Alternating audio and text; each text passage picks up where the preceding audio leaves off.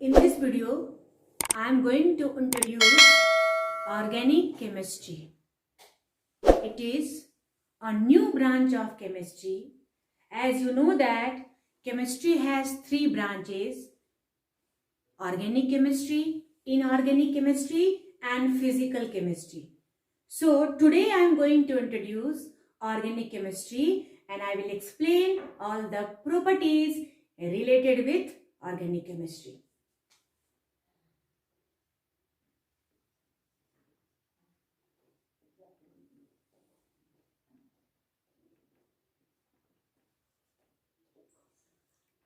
So first we need to know what is organic compounds, because in organic chemistry we are going to study organic compounds. So actually organic chemistry, its meaning is pertaining to life.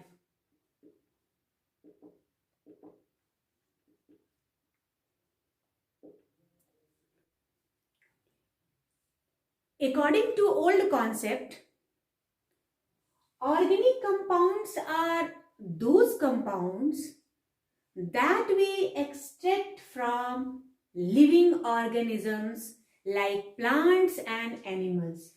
For example, sugar, we can take natural products, all are organic compounds and they can be obtained from living organisms. So here we can say that organic compounds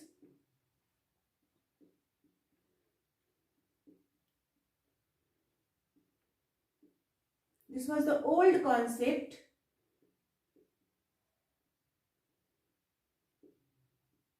When comparatively little chemistry was known, on that time it was the concept that organic compounds like sugar that we get from plants and animals. And the branch that is going to deal these organic compounds, that branch is known as organic chemistry. Similarly, some compounds like NaCl, that is salt, you can say salt, or nitrates, that are extracted from non-living things, that is from the earth crust, from the minerals. So they were included in the branch of inorganic compounds. And they are extracted from earth crust. And the branch dealing with inorganic compounds is known as inorganic chemistry. So, according to old concept, there was a theory given, that is vital force theory.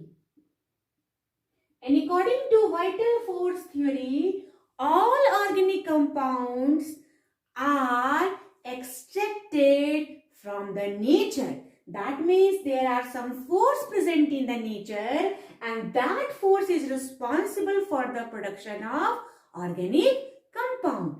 But three scientists changed the definition of organic compounds. The first scientist was Euler. He prepared urea in a lab. Next, coal. He prepared acetic acid in the lab. And the last is Berthelot. And he prepared methane.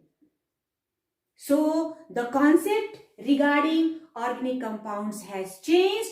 Now we can say that organic compounds can be synthesized in the lab, and we can say that organic compound is the branch of chemistry that we can extract from living as well as non-living things.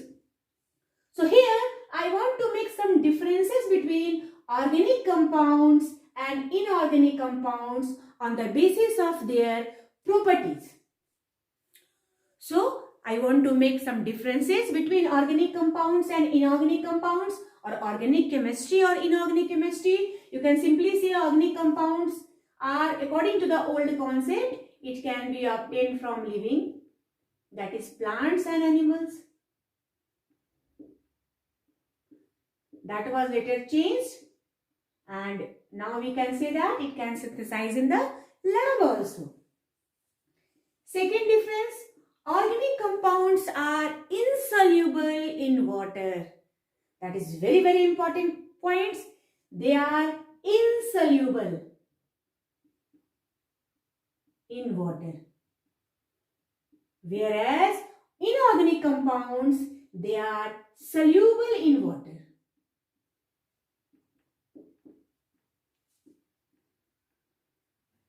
Third difference, organic compounds are soluble in organic solvents only.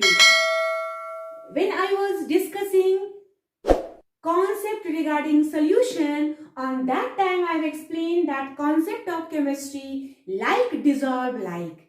In chemistry we use the word like.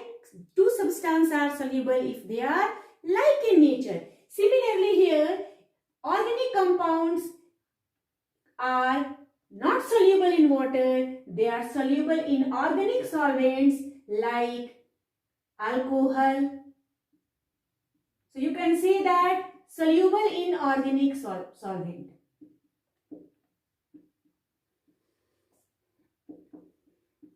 But here inorganic compounds are insoluble. They are insoluble in organic solvent. Fourth point, organic compounds, normally if we see the nature of the bonds, organic compounds form covalent bond. Covalent bond is a type of bond where sharing of electron takes place between the bonded atom, whereas inorganic compound normally forms ionic bond.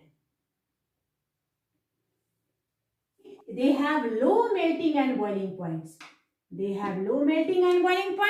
Whereas inorganic compounds have high melting points and boiling points. So these are the differences through which we can distinguish organic compounds from inorganic compounds, and that's why we have taken organic compounds in a branch of organic chemistry and inorganic compounds in the branch of inorganic chemistry, because they vary on the basis of their different properties. So now we have to focus on organic compounds or organic chemistry. So we can say that organic chemistry, basically we study carbon as the element. So it is called study of carbon. You can say study of carbon is known as organic chemistry, or you can simply say it is a study of carbon or compounds of carbon, or there is a special name that is given in this branch, that is hydrocarbon.